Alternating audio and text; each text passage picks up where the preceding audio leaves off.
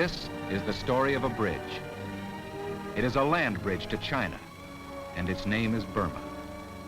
The main span of this bridge, the Burma Road, was started by the Chinese after the Japanese invasion of eastern China in 1937.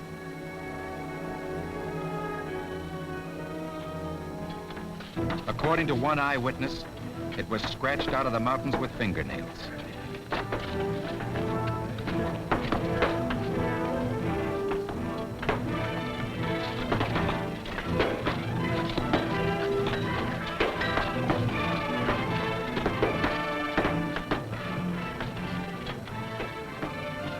For months, some 200,000 Chinese labored, and many died, so that blockaded China could fight on. Late in 1938, the road was completed, following the ancient trade route used in the Middle Ages by caravans bearing silk and jade, amber and ivory. Now that route was to be traveled by caravans of guns and fuel, ammunition and food, across the land bridge of Burma to China, to keep that country alive in its struggle against Japan, just as Russia had been kept alive in its battle against Germany by the land bridge of Iran. The Nazis tried to destroy that lifeline, but Iran was saved by the British at El Alamein and by the Russians at Stalingrad. China was not as fortunate. 1 month after Pearl Harbor, the Japanese struck at the land bridge of Burma. This is the story of the destruction of that bridge, and of the men who fought and died to rebuild it, so that China could fight on. A defeated China would mean India invaded and increased pressure on General MacArthur and Admiral Nimitz in the Pacific. The invasion started in January 1942. Both on the ground and in the air, the Japs had overwhelming superiority.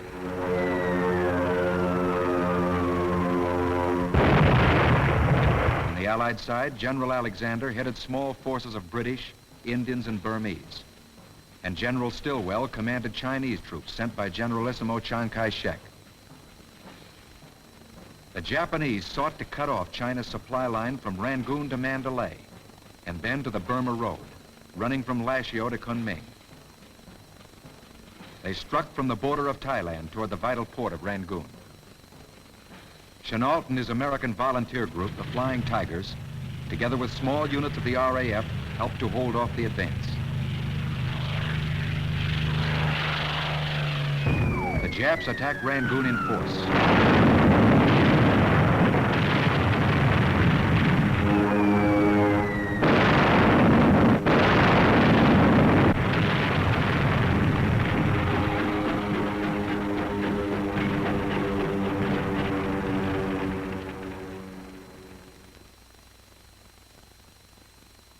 Rangoon fell.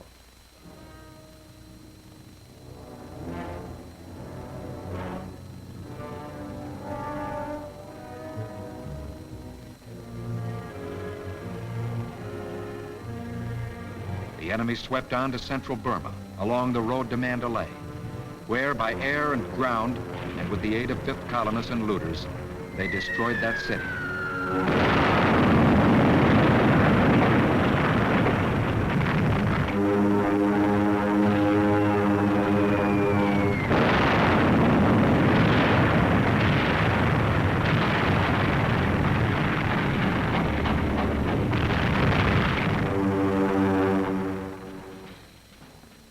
Despite Chinese resistance, they overran the Salween River area on to Lashio, terminus of the Burma Road. By the end of April, they captured the strategically important town of Myitkyina. The Burma Road was cut. Thousands of refugees choked the roads as Alexander and Stilwell were forced to retreat with what was left of their armies.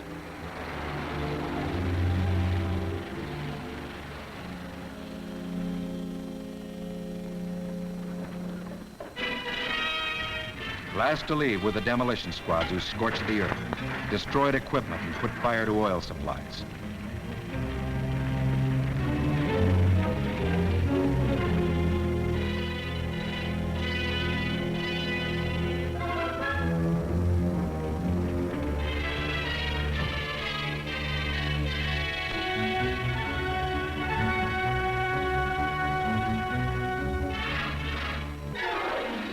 the Allies retreated, there joined with them an ever-growing mass of refugees, Burmese whose homes and lives had been shattered.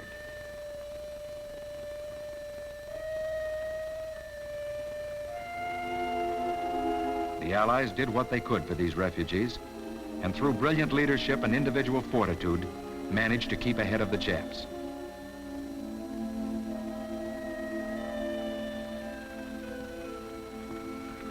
They retreated along elephant trails, through jungle, across rivers and mountains, to the safety of India.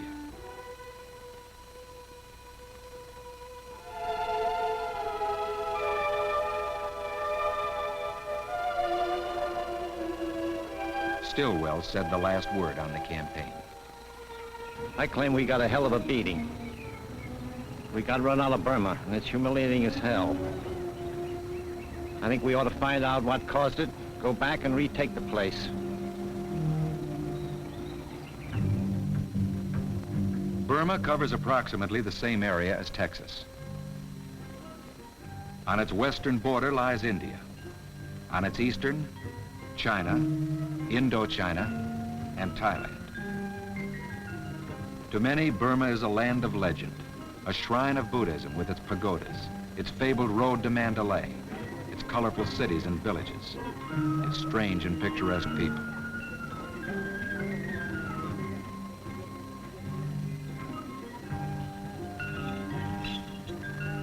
To the Allies, however, who were to fight there, Burma is a land of perpetual struggle against nature, with jungles so thick that whole armies can pass within a short distance of each other without detection.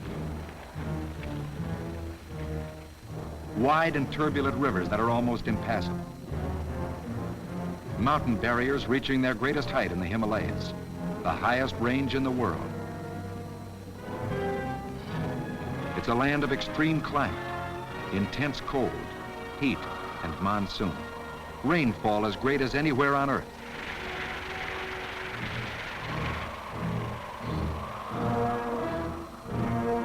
Its swamps are breeding grounds for malarial mosquitoes. Cholera, beriberi, typhus, dysentery, tropical fevers and sores plague its inhabitants. This was the land where we were to fight.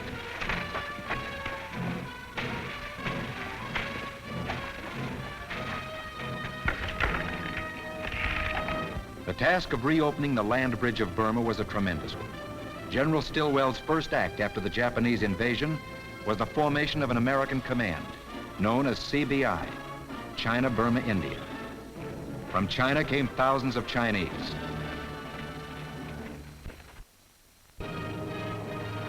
They were carried over the Himalayas by planes of the American Air Force to Ramgarh in India.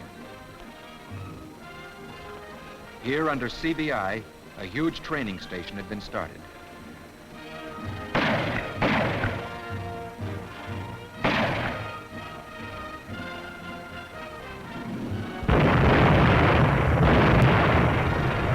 On the British side, the Commander-in-Chief of India Command was Field Marshal Sir Archibald, later to become Viceroy and to be succeeded in his military leadership by General Sir Claude.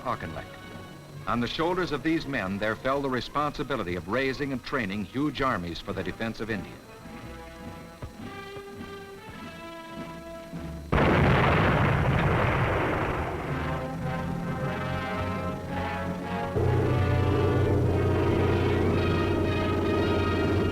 It wasn't long before India became a vast armed camp.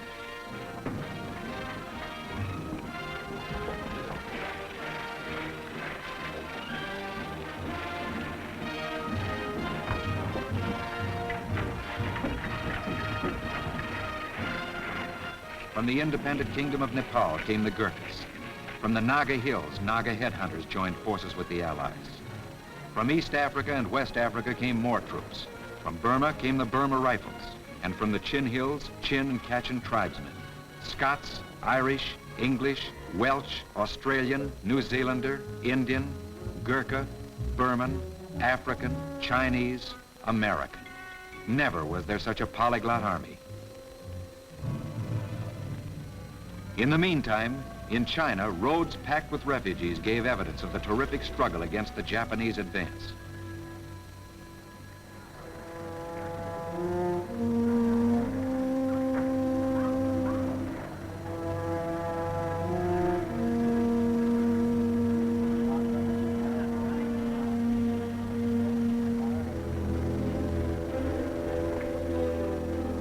were attempts to push through other trails. Mule packs were driven over the Himalayas to China at freezing altitudes, but the cargo they could carry was pitifully small, and the time it took incredibly long.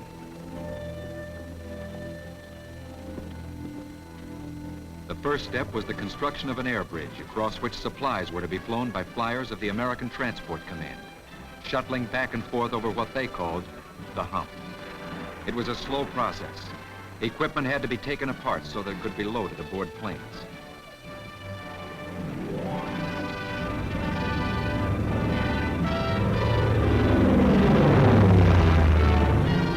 It was flown across Burma over the Himalayas to Kunming in China. Enemy interception, particularly from the important air base at Myitkyina, denied them a direct line and forced them north over a much higher route.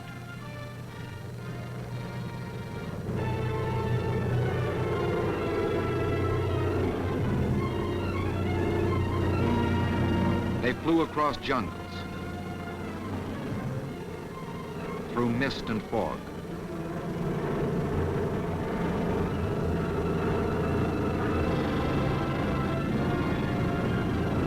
over mountains, often at heights of over 20,000 feet, with the menace of Japanese planes ever present.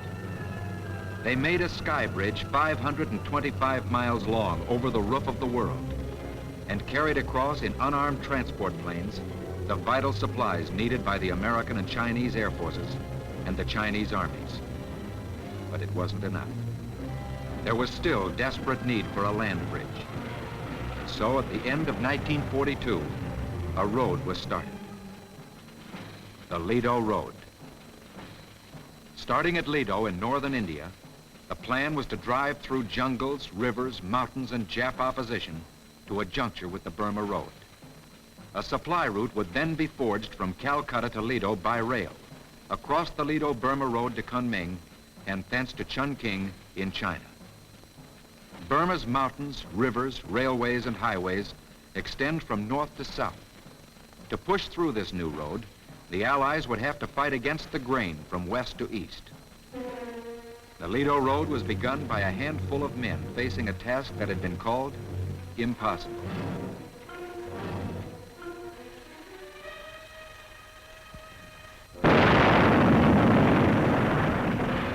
And so, with inadequate machinery and tools, a few American engineering units with a detachment of Chinese engineers and what Asiatic labor could be had, started one of the greatest road building jobs in history.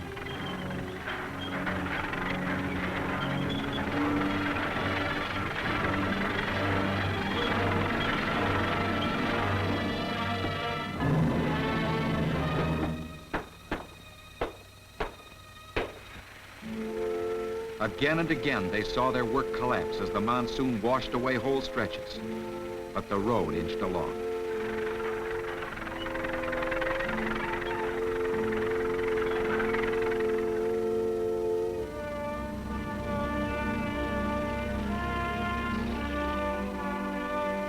At the docks in Calcutta, second largest city of the British Empire, supplies from America and Great Britain and the factories of India were piling up, waiting to be hauled to the Ledo Road and the hump. Some of the supplies were sent by water up the Hooghly River to the Brahmaputra in primitive flatboats and barges. Almost as cumbersome a route was the Bengal-Assam Railway. It traveled a circuitous road, making long detours to outlying tea plantations, switching 3 times to different gauge rails over road beds that had to be constantly repaired as a result of the monsoon. The fastest method was by cargo plane from Calcutta, but as yet there were too few planes available for this purpose. During this time, there was a secret expedition that came to light when a small group of worn and haggard men emerged from the Burmese jungle. They were called the Chindits. Their name was taken from the Burmese name for a legendary animal that symbolized protection. Almost as legendary was their leader, Brigadier, later Major General Charles Wingate, professional soldier, pioneer jungle fighter. In the beginning of 1943, with complete secrecy, he had led British and Indian troops behind the enemy lines into the heart of Burma, across the Chindwin River to the Irrawaddy, a distance of 200 miles on foot.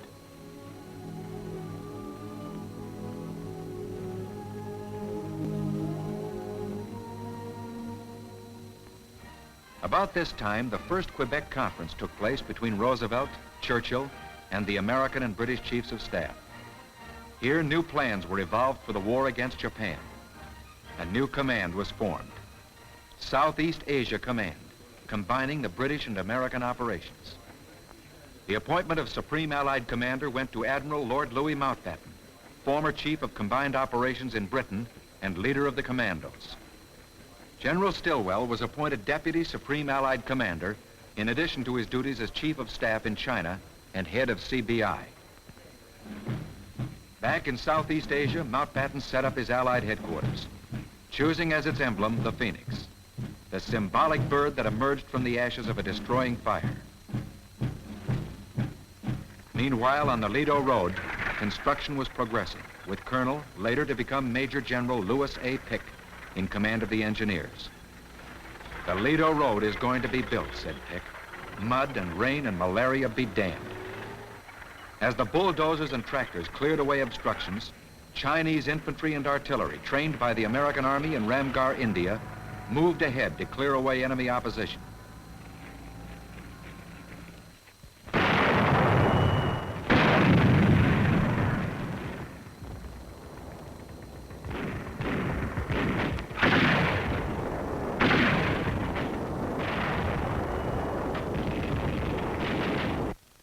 Along this route, another great engineering project was starting.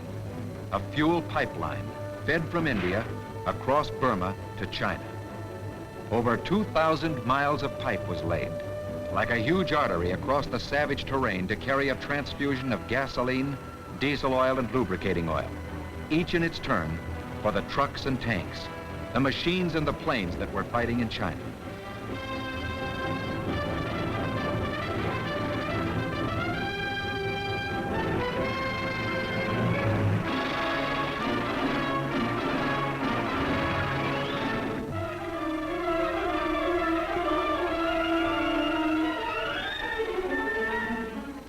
During this time, a campaign was being waged against another enemy in Burma, the enemy of disease, with its deadly spearhead, the malarial mosquito, which had taken a huge toll of the fighting men. It was necessary to cut these communication lines too.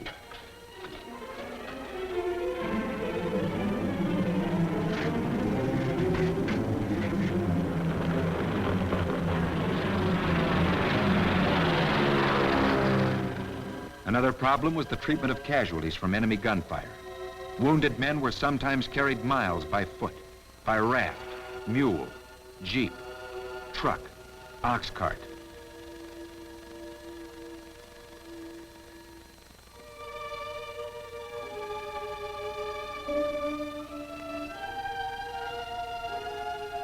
One of the great heroes of this campaign was Colonel Gordon Seagrave, formerly an American medical missionary who was with Stilwell on his retreat from Burma and went back to that country with a group of nurses of various native races and a series of mobile hospital units. Seagrave and his men and women performed operations under the most primitive conditions.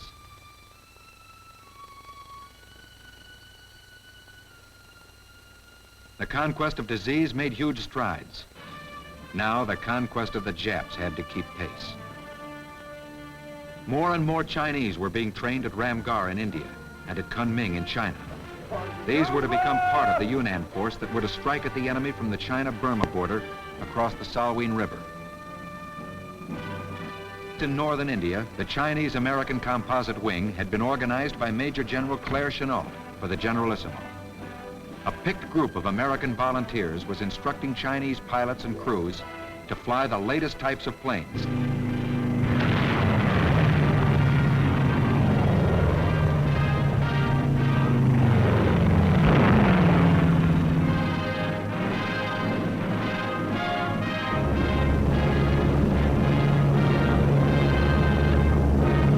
Another base in India, Brigadier, later Major General Frank Merrill was training the Marauders, a force of experienced American jungle fighters sent to CBI by General Marshal. There were less than 3,000 of them.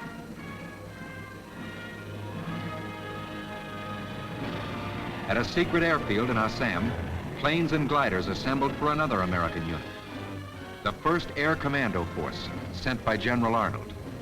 It was commanded by Colonel Philip Cochrane, known to millions as Flip Corken in Terry and the Pirates, and by Colonel John Allison, formerly of the Flying Tigers. Cargo planes shuttled back and forth over the hump to China. Advanced troops in the Ledo Road drive were supplied from the air by the Troop Carrier Command. Supplies were carefully packed according to weight, size, and breakableness. Then they were loaded on planes with parachutes attached. Now to find the men hidden in the jungles that needed these supplies.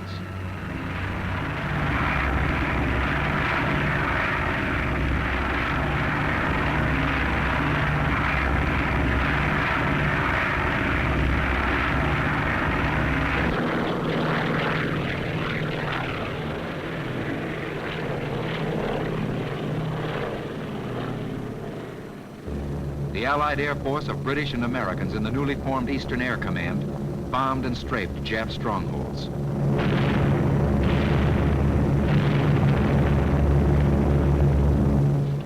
In India and in China, huge air bases were being built for a new and powerful weapon, the B-29 Superfortress. Thousands of Asiatic laborers, men, women, and children, used whatever tools they could find, no matter how primitive.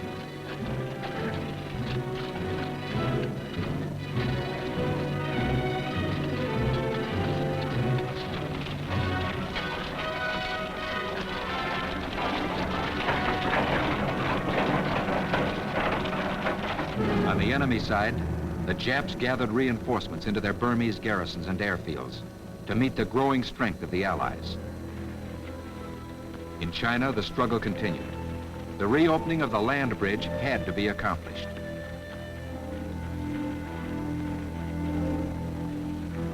In the early part of 1944, the Supreme and Deputy Supreme Allied commanders met and laid out a plan of action for this reopening. The British Indian 14th Army in the Arakan, in order to hold the southern front more effectively, was to extend its frontier lines down the Akyab Peninsula. Simultaneously, Stilwell's Ledo forces of Americans and Chinese were to speed up the Ledo Road campaign with a drive on the strongholds of Mogong and Myitkyina. To aid in this purpose, the American marauders, led by Merrill, were placed under Stilwell. A third coordinating operation was a penetration from the air, in which Wingate's British and Indian Chindits were to be flown into the heart of Burma to land behind and cut enemy supply lines. For the fourth and last phase of the plan, the Chinese Yunnan force would strike from the China-Burma border across the mountains and jungles of the Salween River area in order to reopen the Burma Road for a juncture with the Ledo Road. Now the plans were laid, and the stage set for the reopening of the Burma land bridge. The first step was taken on the Arakan front, when the 14th began its march down the Akyab Peninsula. The Army moved rapidly toward the towns of Mongdaw and Buthadong. However, the Japs succeeded in carrying out a flanking movement on our lines of communication, and, moving by night, seized the Nagyaduk Pass, through which went the main road connecting our forward troops with the rear. For some time, it looked as though they had succeeded in cutting off a complete advanced division. From the air, RAF bombers opened an attack on the Jap positions in the Nagyaduk Pass.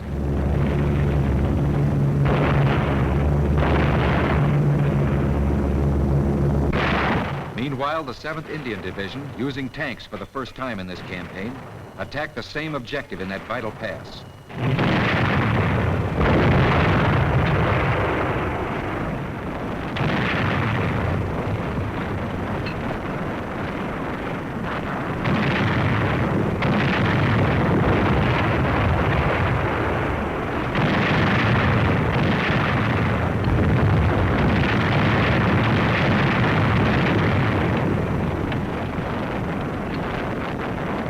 The 7th Indian Division finally succeeded in clearing the pass and relieving the beleaguered troops.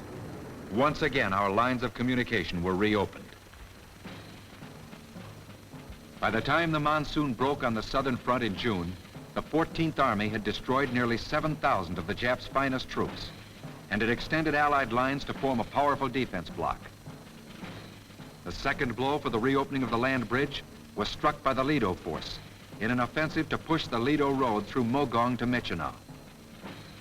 To aid in the drive on Myitkyina, the American marauders acted as a flanking force, harassing the enemy in a series of left hooks.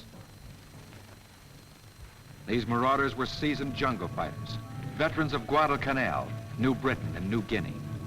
Men gathered together by a message which read, "The President of the United States has called for volunteers from experienced jungle troops for a dangerous and hazardous operation somewhere."